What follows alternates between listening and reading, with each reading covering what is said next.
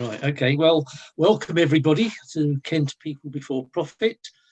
Tonight we are talking about defending jobs, pay and conditions, particularly to do with the gig economy and something new that people may not have heard of about third-party dismissals, which Ivor, who is chair of Midway Trades Council, and RMT rep, who will be speaking about that.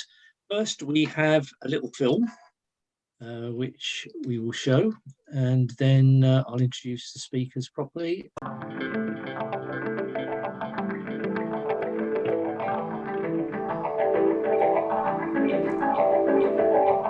A happy musician gigging his way from venue to venue. That's how this way of working got its name. The gig economy was supposed to herald in a glorious new era. More and more people would be working as much or as little as they wanted, where they wanted and when they wanted. Sounds pretty sweet. But it hasn't quite turned out that way. Oh, and the music has changed. Like worse than slave. Uber drivers on the streets, not in their cars, but on strike against what they say are unfair pay and conditions. We're all self-employed, and I want to stay self-employed. Am I right? Yeah! We want worker rights now!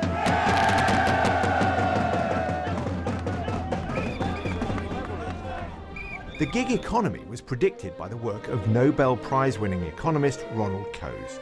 His transaction cost theory said that firms only employ people directly when the cost of finding, supervising and paying outside contractors is higher than for internal employees.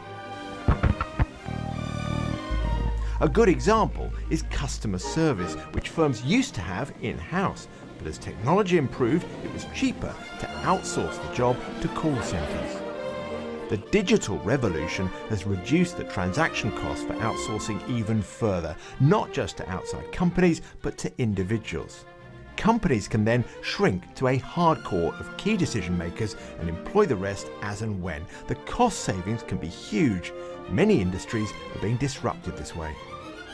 I think organisations are looking at what are the capabilities that I need to be competitive, and traditionally they would have wanted to own all of those people and all of those capabilities. I think we've moved away from that. Part of the driver of that is the fact that the half-life of skills is much shorter, and I think organisations understand that they don't want to build every new capability that they need. They see organisations that can potentially do that better than they can, and they want to be able to access that rather than own it. But the downsides are obvious. As a digital platform grows, it can become what economists call a monopsony, a single buyer of services from many sellers. To kill off any competitors, the platform has to ensure instant service for customers. That means, for example, plenty of spare, empty cabs driving around waiting for work. The driver of the cab, meanwhile, already heavily invested in a car, has to work longer and longer hours to pay off the investment. One easy fix for the gig economy then, according to some campaigners, is to guarantee workers the national minimum wage. If you turn on the Uber app on your phone anytime in London, any day, any time of day or night, you'll see a bunch of cars circling near where you are. And that's because it costs Uber almost nothing to engage more drivers because they're not upholding the minimum wage rights, so they only pay them when they're making money for Uber. But Uber needs those drivers circling around. They need to have some drivers with passengers in the car and some drivers who are ready to pick up passengers so they can reduce that wait for customers. Every company that engages labor has to manage supply and demand. Right now, Uber doesn't do it. If they had to give minimum wage entitlements, they might need to think a little bit more carefully about how to do that. But a driver who's circling the block, ready, willing, and able to pick up a passenger is contributing to Uber's business model. But that isn't everyone's experience of the gig economy. We did a survey on millennials this year, 14% of millennials said that they had chosen to work in the gig economy rather than full-time employment. An additional 14% on top of that said they were working in the gig as well as having a full-time job to supplement their development and to supplement their income. Graphic designer Martin has been working in the gig economy for over 3 years. I love the flexibility that I've got now, especially now with a baby and being able to help with the family. There's no way I could return. I don't think I could return to just working for someone telling me what to do all the time. But although Martin, just like someone who drives a taxi or delivers parcels, doesn't get sick pay or holiday pay or a company pension, he doesn't think he has much in common with the classic gig worker. The difference, he says, is power. Back in the day when I was working full-time, I actually had a different role, and I was more of a client-facing role. And you could be spoken to in any which way you wanted to be spoken to. It was up to the client. What, people would be rude to you? Yeah, really ruthlessly rude and quite cutting and very demanding. In this role, I'm fully empowered. If someone's disrespectful, someone doesn't like what you do, then obviously that you try and negotiate and work it out. But if someone's immediately rude, then I can immediately push back and say, well, hold on, nobody talks to me like that. So either we settle this and get over it, or I'm just not going to work with you and I'll find someone else I want to work with. But workers like Martin are a real headache for the tax authorities. With more and more people working from home or wherever, companies need smaller premises, meaning less business rates for local authorities and big potential consequences for how much tax the Treasury collects as well. For example, if you're a gigger and you want to work for lots of different organisations, you could structure your affairs so that, say, you took £8,000 from each of them, and say you've got 4 lots of £8,000. If you're an employee in each of those companies, you wouldn't pay any national insurance contributions, because you only start paying national insurance contributions once you get over £8,424. And neither would the employer have to pay any employer's national insurance contributions, because it's the same threshold. So fixing the gig economy is not only important to protect the rights of low-paid workers, it's vital to protect the tax base. The question is, can it be done without killing off new ways of working altogether? An answer can't be delivered instantly on the back of a moped. The government commissioned an inquiry which suggested new designations of worker, but so far there have been no big changes. I think where we are is that this is kind of relatively new practice for all of us in terms of the way that we work and the technology being available to allow us to work in this way. So I think there's a huge amount of opportunity for individuals and for organisations. I think we need to make sure that the regulation protects both organisations and individuals while allowing us to continue to evolve this new talent model, because I think it's really important for organisations and for the UK, and I think it will keep us very globally competitive. But perhaps fixing some parts of the gig economy is just as easy as flipping open your phone and ordering a cab. According to campaigners, we just need to apply the existing law. Uber is in court next week trying to overturn previous rulings that says their drivers are in fact workers entitled to workers' rights. But the fundamental problem of the lack of employment rights in the so-called gig economy is a lack of enforcement of existing law.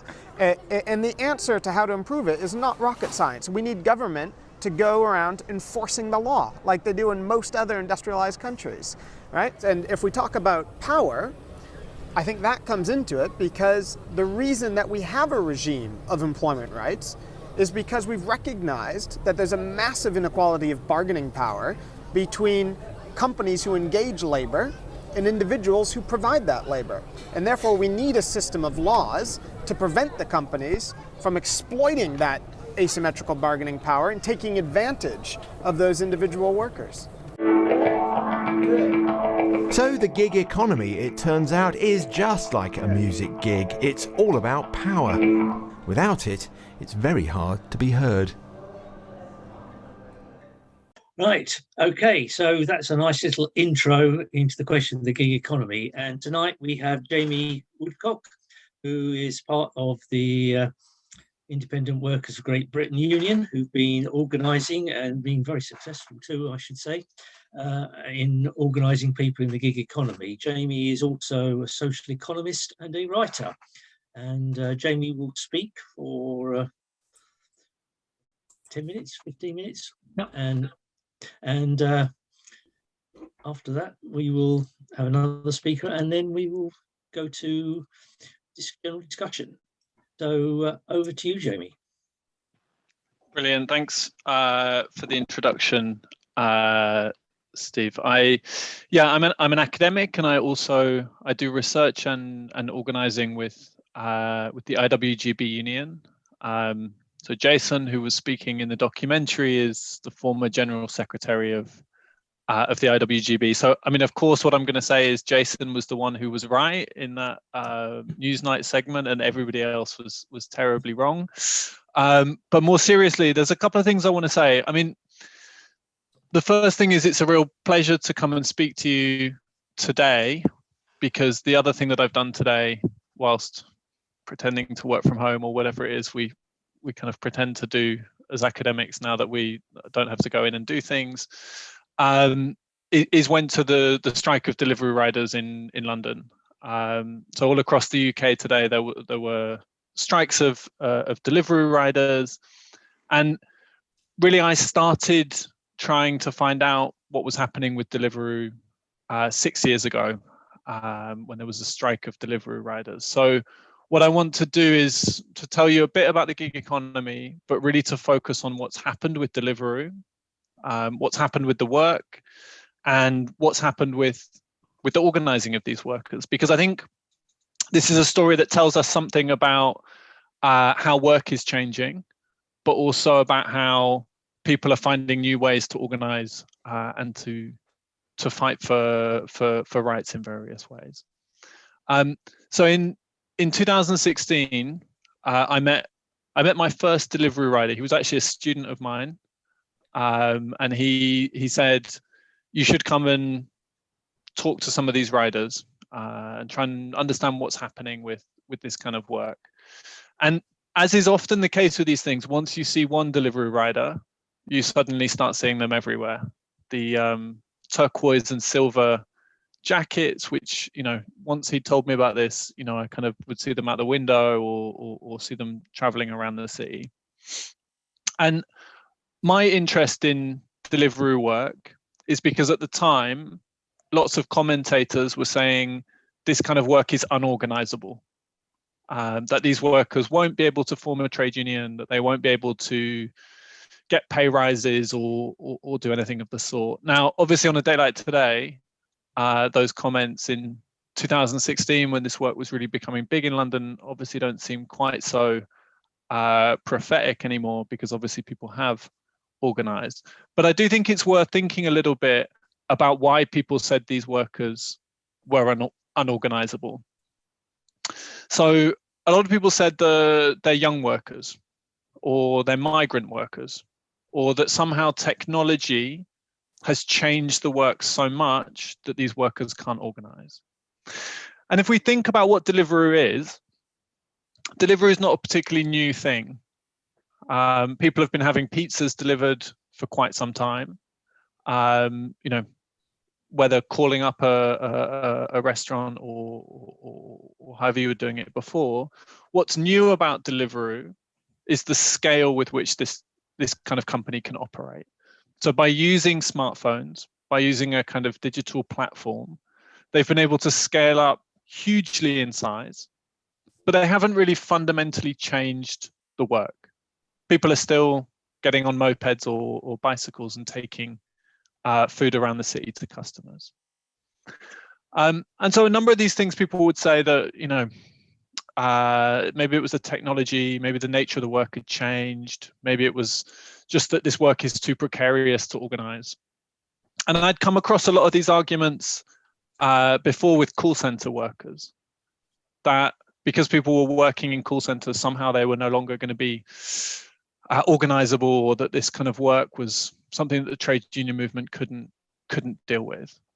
And I want to tell a story. Well, it's a story of three moments, I guess, to talk about what I think has happened with this work.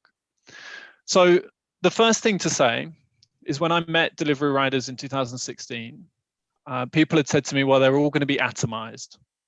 These workers won't know each other. You know, they log on to an app, they don't share a workplace, they won't have networks with each other. And so when my student and I went and hung around outside some restaurants and spoke to people, we found that they weren't atomized, that people had joined WhatsApp groups, that they had made connections with each other. And one of the reasons for this is that people like to talk about their work when they go to work. People like to complain about the boss. People like to find ways to make the work a little bit easier. People like to have a shared experience around these things. And because workers are waiting around with smartphones, starting WhatsApp groups, joining WhatsApp groups, keeping in communication and conversation with each other is quite an easy thing to do. And so in 2016, when we met these delivery riders and they asked us if we wanted to join WhatsApp groups, we kind of began to see these kind of invisible networks that were spreading out across the city.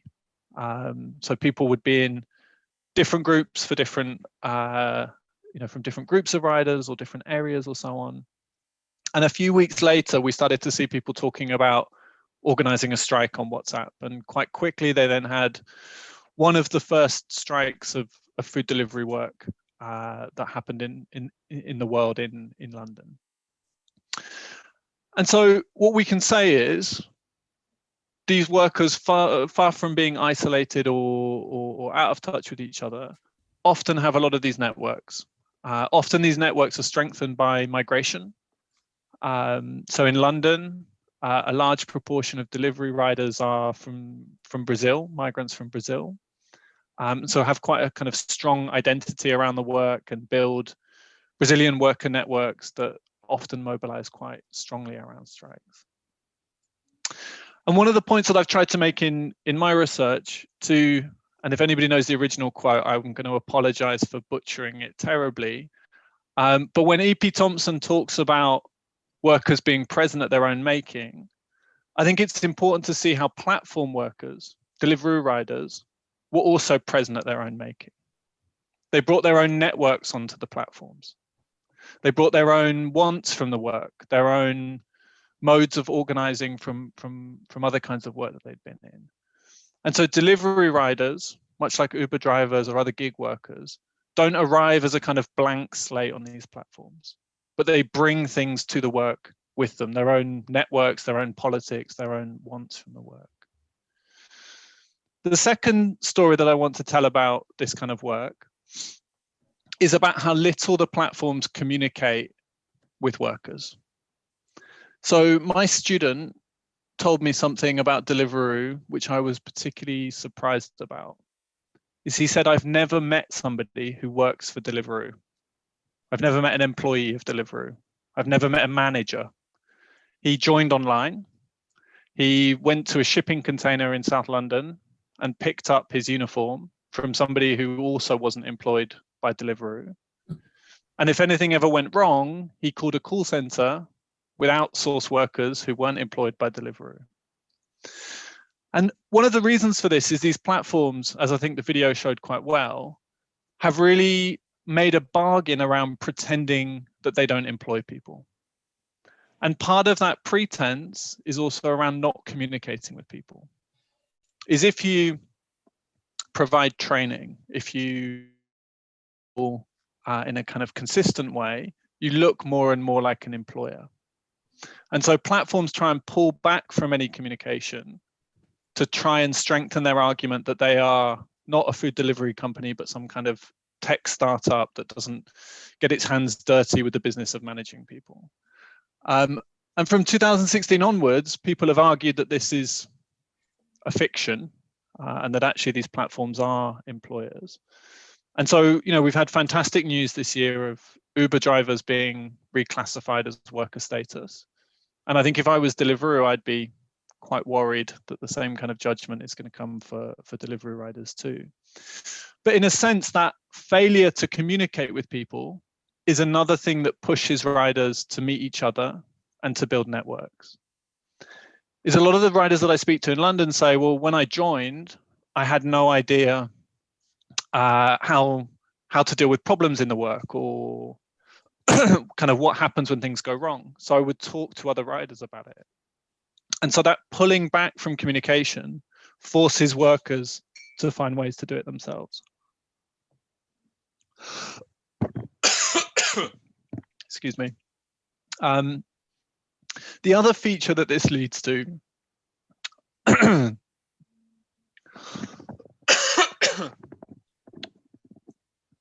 is a refusal to negotiate. So refusing to talk about terms and conditions, and refusing to mediate grievances that workers have. So one of the strikes, the first strikes that happened of delivery riders, was because the platform wanted to change the payment terms. Now, of course, if you're pretending not to be an employer, you can't do the kinds of things that most employers usually do. So try and buy people off with a small kind of, give people bad shifts and tell them that you'll let them have a better shift the next week, or negotiate a pay rise in one area and not in another. And so what this means is a lot of the grievances that workers have build very quickly. If you complain about lower rates of pay, or you complain about shift patterns, there's no way to gain even a small kind of concession from the employer. And so quite quickly, grievances in this work build and build until you have a large strike that happens, because there's no other way for that pressure to be released in any other form. And so what we saw in London was the wildcat strike become the tactic of choice, that if you are not heard, you down tools and you go on strike. And quite quickly, workers in other countries that work for Deliveroo learned this tactic. So we had a wave of strikes across Europe that followed quite soon after. And then another wave that even took in Deliveroo's workforce in Hong Kong and other places. So that kind of refusal to manage hasn't solved the problem of work for these platforms, but in a sense makes it more challenging for them. And this is the third, I guess, kind of smaller story that I want to tell to finish on, is that this kind of new form of work is often talked about of, transforming how we work, or, that we're all going to become like musicians or whatever it is. But in a strange way, this work, the way that this work is organized, is laying a new basis for solidarity between workers in different countries. Now, this is the case with delivery riders in France, in Italy, in the UK, who are now in regular contact with each other because they see themselves as having the same employer. But I want to tell us a very small story. I spent some time in India and South Africa interviewing gig workers and talking to them about the struggles they'd been involved in. And I was once in the back of a cab in Cape Town. So I got in the back of a cab, an Uber from the airport. And the driver said something to me which I think summarizes this in lots of ways. Is he said to me, "What's it like to be an Uber driver in London?" So we talked a bit about what it's like for Uber drivers in London. And he said, "Oh, what happened with their protest?" We talked a bit about the protest that had happened in London. And he said, "Oh, you should put me in touch with people there. It'd be really great to kind of share stories and talk about how we could connect together." Now, in a sense, this is a kind of obvious thing to happen, right? If you work for the Ubers or the Deliveroos of this world, you see people in other countries as sharing the same workforce or having things in common with each other. But if you were to imagine 10 years ago, a cab driver in Cape Town asking somebody about mini cab drivers in East London, there wouldn't be that same kind of connection. We don't often see that connection with security guards in Europe and in the UK, or cleaners connecting up struggles across international boundaries. Is in a way, the scale of these platforms hasn't solved the problem of work. It hasn't made work unorganizable, but has laid a powerful basis for new forms of organizing that can bring workers together across national boundaries. And I think that's what's so exciting about the Deliveroo strike today, is seeing that a company like this, trying to go public through an IPO, trying to raise huge amounts of money, instead becomes a focal point for talking about whether people deserve rights when they deliver food in London. That brings riders across the world, from the US to India to Australia into conversations with each other about what organizing looks like today. And I think that kind of shows a picture of what the fight for working rights, for safety at work, for the right to fair pay could look like, both within the gig economy, but also across the rest of the economy much more widely. So I think it's a very inspirational story, and one that I think we can all learn from. To conclude, because I think I think these, the strike today of delivery riders is something we should all be having a look at, to think about, and to think, if riders on Deliveroo can come together, can organise, and essentially can give a company like this a bloody nose over their IPO. It's an inspiring story for the rest of us. Yeah, right. Sorry, thanks, Jamie. That was fascinating, and I'm sure lots of other people will have been also fascinated by that very interesting talk.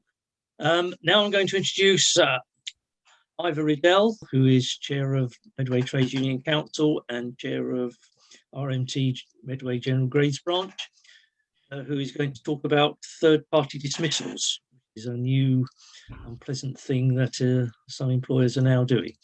So over to you, Ivor. Thanks, Steve. So yeah, third-party dismissals are.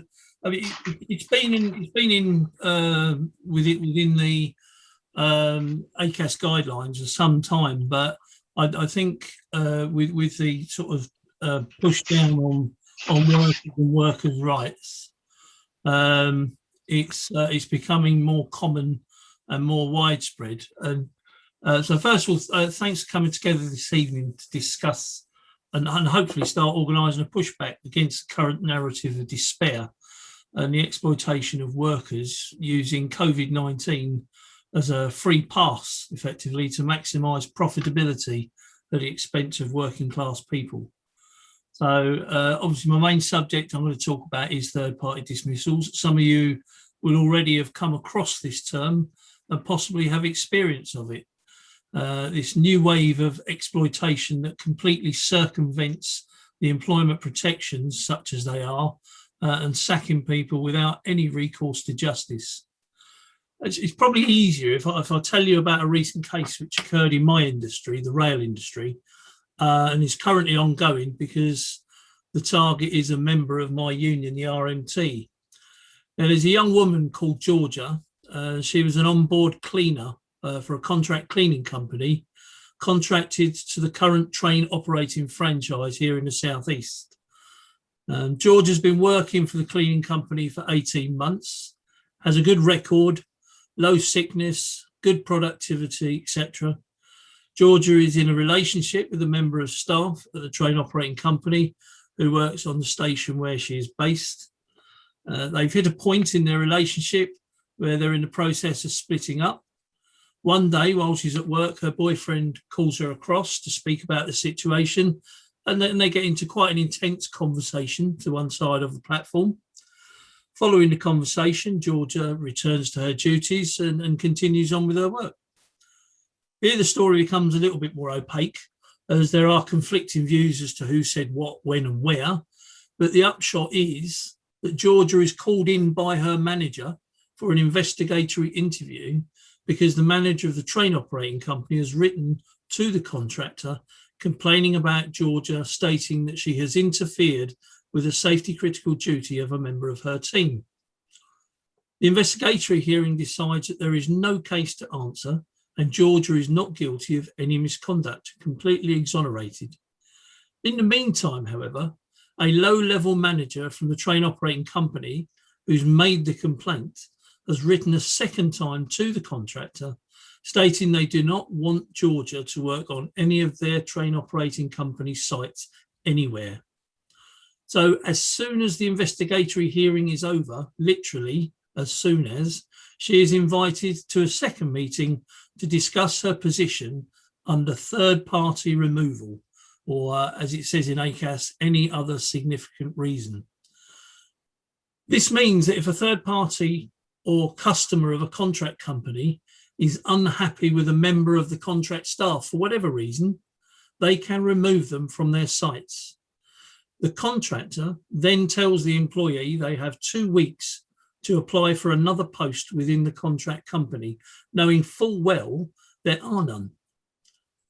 They then deem the person to have made themselves unemployed, sacked themselves, and their employment is terminated. They have no right of appeal, no right to industrial tribunal unless they can prove it's discriminatory. This specific case has been challenged by the union, as she was a member, and we are currently in dispute over the matter. But the point is that this is a situation which is approved of by the ACAS guidelines and is written into almost every third-party contract in the UK, and certainly within the rail sector. It's an appalling situation, and its use is becoming more and more widespread as employers look to any reason to get rid of staff. It is at best Dickensian in its cruelty and exploitative context, allowing bosses to summarily dismiss staff just because they didn't smile at them when they walked by. RMT and the Medway Trade Union Council have both put forward motions demanding that this be looked into as a matter of urgency, and a campaign begun to get rid of this antiquated and exploitative piece of doublespeak. As always, most of those under threat by this kind of oppressive policy are already vulnerable through low wages, poor education, insecure employment, and a host of other factors that make them vulnerable. So I would like to ask you to ask your own unions what experience they have of this. Is it common practice? Put motions forward at your branches, etc., to campaign for workers' access to real protection and real justice, not just tokenism. In the broader sense, as Dr. Jamie has already highlighted, the push down to the bottom is gaining momentum, and we're fighting not just the open assault from government and employers, but also a false narrative around COVID guilt, where many of our own workmates and members are saying, well, we cannot push back because we're in the middle of a pandemic and we all need to do our bit, take it on the chin for the greater good, blah, blah, blah. You may get the impression it doesn't really wash with me. Well, you'd be absolutely right in that assumption. This vicious, callous, neoliberal Tory government are using every opportunity to build their power base by throwing massive chunks of cash at their mates and supporters, using every opportunity that presents itself to push back our rights and protections that those who went before us fought for and wrested from the mean-spirited grasp of the bosses. Well, we need to change that narrative ourselves because no one else will. It's no good waiting for the leadership of our trade union movement to get a grip of it. It's no good waiting for the TUC to move into action and write a strongly worded letter. And it's no good keeping your head down and hoping things will find a way to work themselves out, because they won't. We need grassroots action. We need people to take control of their own destiny, just like the delivery drivers, workers are doing at the moment. We need to organise collectively at the grassroots. We must start our own fight back and draw others into the cause by proving we can win, we must win, and we will win. People Before Profit is a great opportunity for all individuals and organisations to come together and organise around areas we all agree on and push back against those who would see us put back in what they consider to be our place. Thank you for listening. If you have any questions or comments, I stand ready to respond at the chair's discretion. Thank you. Steve. Right, thanks very much, Ivor.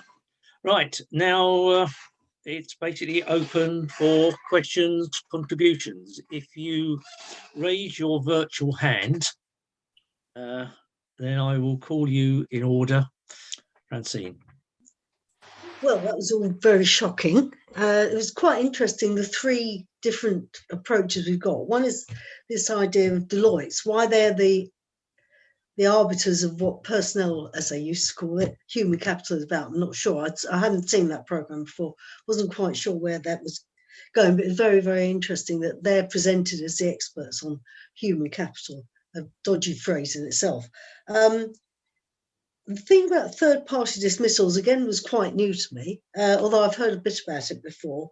And it just occurred to me that looking at what's happening, it's really a racist charter, a sex pest charter. It's not just about rights and, the fact that people, but if you say, you just don't like somebody and you've got any sort of way of getting rid of them, that's a really good way of getting rid of them. How that ever got passed, I have to say, and the trade unions allow that to get included in everybody's contracts. I know hire and fire and all the rest of it is going on, particularly outsourcing. This is where it comes in. But, it takes us much deeper than just, the legislation that's got through. Obviously people have got to come out and do it. But I did feel quite encouraged in some ways by what Jamie was saying, because what he's saying is that there is a globalization taking place, which of course is true of workers, and that doesn't just have to relate to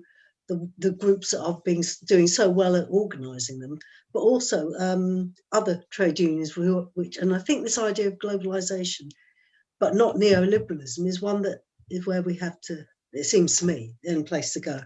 And I heard something on the radio the other day which fascinated me, which was the idea, sorry, I will finish in a minute, sorry, Steve. The idea that they're talking about a basic income tax, capital gains tax for all companies throughout the world. Now, if you could have that, where you could actually have a set of principles where and rights, responsibilities, and wages based on local conditions globally, now you're talking. How do you get that? Right, thanks, Francine. Okay, I think Jeff is next, hopefully. It's just a quick question. Would you like to say a little bit about companies like British Gas, which are kind of forcing people to sign new contracts or threatening them with dismissal, worse wages and conditions, just to expand on that a bit? Obviously, we need better organised workers, especially in these days of climate change and things. Workers need to fight for their own rights and to transform the industries that they're in. It's just a question about the, such as disputes as with British Gas. Thanks, Jeff. Matthew? Hi, just an interesting point that the IPO was it today? I think it was, the shares opened on the market, have been really affected by this strike. Was that planned out of interest to hold the strike on the same day as that, or was it just an amazing coincidence? And if it has affected it, it just shows the power of the workers, doesn't it? Because it's amazing what it's actually done. So that was just the point that I had. And Jamie, if you could say, was it planned for that day? Okay. Yeah, it's really, I was listening to Jamie, and it's really direct what he was talking about. These new, like in the gig economy and that, there's these sort of new union organisations have in recent years come into being, and they you were talking about the way they were like organising, and on obviously on the basis of what the way that the workers are organising those sort of sectors of the economy. And I was wondering, because these are kind of like new type of unions, and are sort of the old type unions, Unison, Unite, sort of GMB, RMT, etc. I mean, to some extent, we're coming into the contact with members who are, affected by like outsourcing and that sort of thing. And so like as a rep, I get like contacted by people who are in a sort of working for a care agency who are like members of the union, but we don't even know how many like members of the union are actually work for that care agency, and they don't know, and the union is not recognised. So we were actually, getting people onto a WhatsApp group to try, to try and organise something around a dispute they had or a problem they had. And really, what I'm asking, like, really to Jamie, in the work he's done on like these new type of unions and the gig economy and all that, I mean, what lessons can actually be taken on by our old type of unions that will actually make us better, you know? It's almost following on from Pete's thing, really. I mean, I think what is particularly interesting is this idea that these people were unorganisable, that the mainstream unions have largely ignored them. And I think one of the things is of course, that the IWGB, like United Voices of the World and so forth, there isn't anything, you don't have any negotiation, you don't have any, well, you might now, but you generally, the employers you deal with, you have no recognition agreements, you have no negotiations, and therefore people that work for the union their job is to organise strikes, whereas in mainstream unions, the job of union officials, people who are employed by the union, is largely to negotiate, is to build relationships with employers, and therefore, as a consequence, those strikes endanger those kinds of relationships, and therefore it makes them much less willing to contemplate. Strike, when they say strike is absolutely the last resort, what they mean is only if we're not allowed to negotiate anymore are we really going to go for strike action, and they're not necessarily particularly good at organising it as well. I think is one of the problems that we have, and certainly I hope there is going to be some crossover, as Pete was suggesting, that will actually help revitalise some of the mainstream trade unions. Jamie, do you want to come back? Yeah. I mean, great questions, because I think these are really like the big meaty issues of why stuff like the Deliveroo strike really matters. I guess the first thing to say is the strike was planned for today specifically because it was the first public part of the public offering from the IPO. And I think this kind of, in a sense, speaks a bit to what Steve is saying, is if you're a union and you're not recognized, you need to think about all the different ways you can gain leverage over your employer and try and force concessions out of them.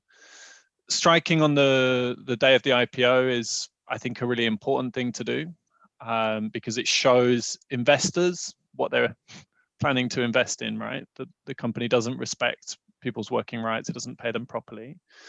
But the union has also been experimenting with how to intervene when a company is going public. And so part of this was targeting institutional investors, trying to do things to make Deliveroo's life more complicated unless they agree to worker status and so on. And so I think there have been some pretty big victories. I think 7 institutional investors pulled out because of concerns over worker rights. Their public filings had to include a risk of worker action as having an effect on their profits and so on. So I think it's about forcing the question around work into the public agenda, both widely as a debate, but also specifically so that Deliveroo have to handle it. I think one of the things that it's worth mentioning is strikes are difficult on a platform like Deliveroo. There is a huge oversupply of labor, and it's very difficult to bring a platform like Deliveroo to stop it working entirely, because there are so many new workers. Lots of people will work some of the strike. So I think it's about trying to experiment with how to have effective action. And I think today was a good example of it in lots of ways. I guess one of the things to say is, I mean, I do organizing with IWGB, but I'm also a member of a mainstream trade union. I'm a member of the lecturers union, the UCU, and I think there are some important differences between these two kinds of unions. but I think there's also a lot of potential for useful and political conversations between the two. Is the IWGB can do things like UVW can, the United Voices of the World, a kind of sister union of IWGB, can do things that bigger unions can't. If you're a union of 5,000 people, you can take risks, you can change your strategy from day to day, you can experiment with new tactics. If you're a very large union, it's very difficult to do new things. And so in a sense, I see the smaller unions as a kind of place where new workers are experimenting with what kind of organizing works. And I think the question is how we bring that into the rank and file of larger trade unions.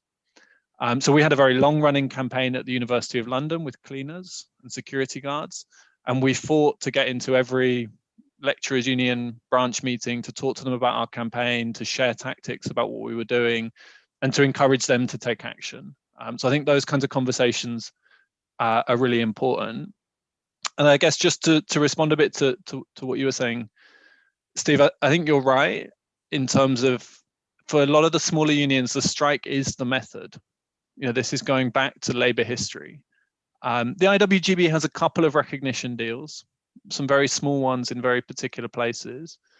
But on the whole, the union is not recognized. Neither is the union really aiming to get recognition. Because there is this myth that unless you have union recognition, you can't win things for your members. And this is demonstrably not true. We've won a back-in-house campaign for cleaners at the University of London, where they now have the London living wage, pension, you know, access to all these things. The university refused to ever recognize the union. And I think one of the challenges, as you say, is when you negotiate, you don't want to go to the press and break stories. You don't want to have a demonstration outside the boss's house. You don't want to do a whole lot of things that can upset that negotiating relationship. And I think that's what these smaller unions start from, is that disruption is how you win things for workers. You know, this is where our power comes from. It's not sitting around the table. And so I think that's really the big lesson to take from it, is if you want things, you know, you need democratic campaigns that involve everyone, and you need to not be afraid to disrupt things, because that's where our power comes from at work. So I'm actually really quite buoyed by Jamie's presentation, actually, and my mind's already sort of ticking over as to how that could work in a more traditional setting. As you say, it's horses for courses, and because of the way people bigger unions are structured with quite complex systems with a national executive and a general secretary, and there's lots of conflicts going on there on its own without the issues coming in from the workforce and from the rank and file members. But I think one of the real successes that I've seen over the last couple of years, actually, which kind of borrows on some of what Jamie's been saying, is actually the CWU. Now, they, over the last couple of years, they've used social media and WhatsApp and all sorts of tools to communicate. And I think that's really where the strength lies, in the communication. And it does work, as they proved. I mean, all right, they got turned over in the courts a couple of times, but the actual campaign was really inspirational. We actually had Chris Webb, who delivered that campaign at our regional council, and he gave a presentation on it, and it was really uplifting to see what can be done. And actually, just recently, within my own union, within the South Eastern Trains franchise, we've just had elections for excuse me, for local reps on the station grades, so ticket offices, platforms, that sort of thing.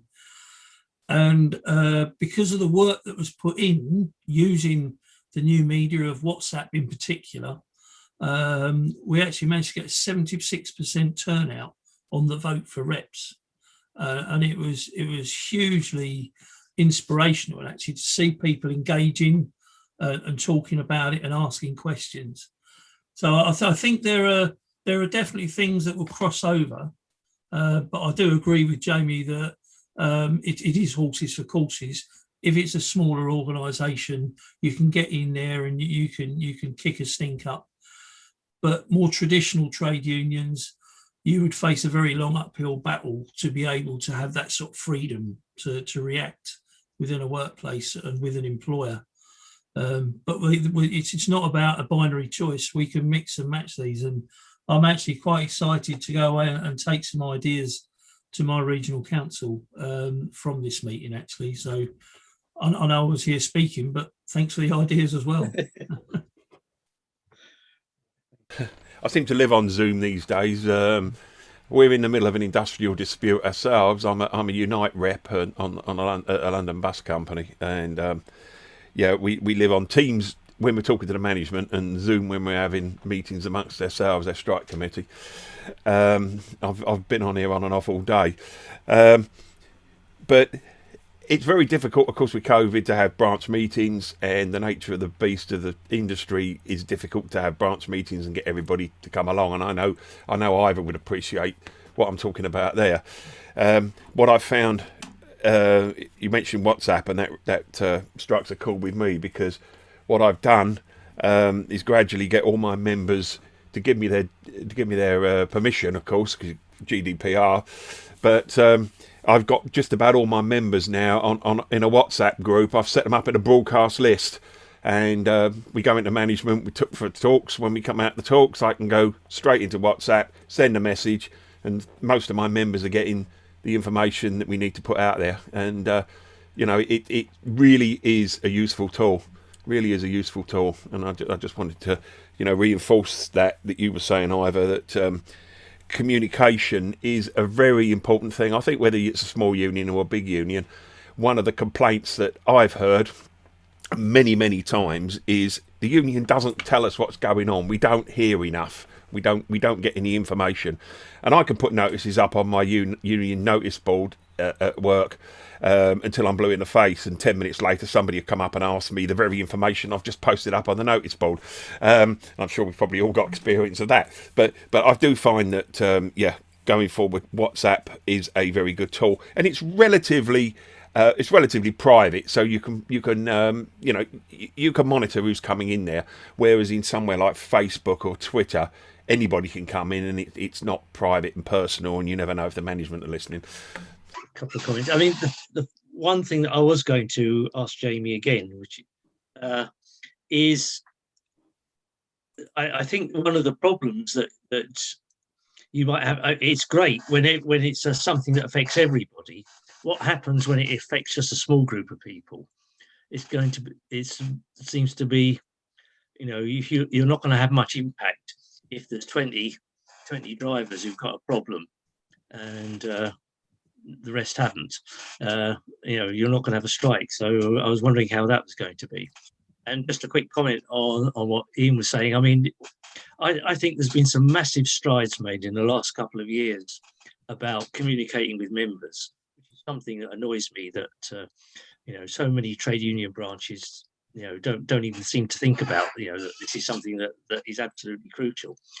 But you know, what we've seen with the CWU, how they built their strike to beat the thresholds, and what the NEU did just a few months ago when the schools were going back, you know, where they held a Zoom, you know, a massive Zoom meeting of over 2,000. You know, suddenly there's all sorts of possibilities now. You know, I think, you know, we need to learn from and use and get everybody to do. Yeah, I guess two things to say on that. I mean, a lot of the issues that Deliveroo drivers face are big collective issues. So things around pay, around safety, you know, around communication with the platform and so on. But I would also say there's a lot of smaller bread and butter issues that unions can organize around. And one of the biggest on platforms like these is, I mean, I guess there's a similarity with what Ivor was talking about earlier, is instead of being sacked, people just get deactivated with very little recourse to, I mean, you can't appeal it. You often can't even find out the reason why you've been deactivated. So there's a lot of bread and butter organising to be done of trying to get people reinstated. And that's something that you can't get a mass strike because one person has been deactivated.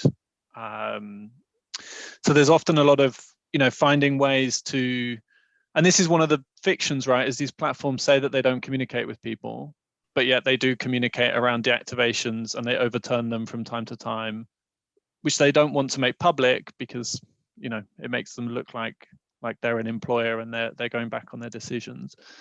I guess just one final thing to say on communication.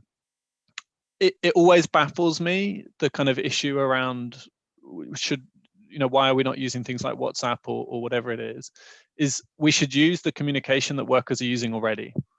So if people communicate with WhatsApp, we use WhatsApp. If people are happy with emails, we use emails. And I think it's an odd thing that some unions get stuck in this thing of like, we've always communicated in this way. It's like, we should talk to our members and find out what they're comfortable with, because that's how you'll get communication to work regularly. And I think if we can take one thing out of the pandemic, it's that it's easier for us to have meetings that are more accessible, that people don't have to travel to, and figure out how we use both going forward. Because I mean, the NEU stuff with those huge meetings, like what an inspiring thing to be able to pull off at relatively, in a relatively straightforward way without having to kind of book huge halls or whatever it is. So I think we should take advantage of all the things at our disposal. Yeah, just coming quickly, just wanted to actually address Francine's points actually about the third party dismissal. Yeah, you're absolutely right. It is a charter for unscrupulous people and groups to just manipulate the whole situation, and it is literally a very Dickensian rule, and I can't understand how it got in. I can understand how it got into the contracts because it's written into the actual contract between Southeastern and Servest. So it's not involved in the individual workers. So we don't actually have any input into that. But for it to be allowed to go into ACAS guidelines, I just find it incredible that it was actually allowed to sit there. And the first time I came across it with a case I was representing, they said, well, it's in the ACAS guide. And I thought, no, it can't be right. And I had to go away and have a look, and it was there as bold as brass. If you fall out with somebody from the contracting company, then you're gone, basically, and it's just appalling. So we really need to do some work around this and address the issue, but it's going to be a longer term thing because it is written into ACAS, etc. It's not going to be a case of organise a couple of strikes and get rid of it, because it's not going to happen. We really need to have a long-term campaign to build around that and actually to get it removed so that it's not recognised as a reasonable practice, which it clearly isn't. So that's it. Thanks. Right. Thanks, Ivor. Right. I think no one else has their hands up or anything. So I think we're going to bring the meeting to a close. I think it's been a really good meeting, and thanks everybody for coming. We are doing monthly meetings on various subjects, and our next meeting is the 5th of May, where we will be examining the situation of young people and the problems they're facing in what is becoming a much more difficult world. So there'll be more details about that coming out fairly soon. And thanks again for coming, and perhaps see you at our next meeting. Special thanks to Jamie for coming in. Absolutely. Thanks for inviting me. Lovely to come and speak. Brilliant. Cheers, mate. Thank you. Yeah, cheers. Cool. Okay, good night, everyone. Yeah, Thank you. Good night. Bye. Cheers. Bye.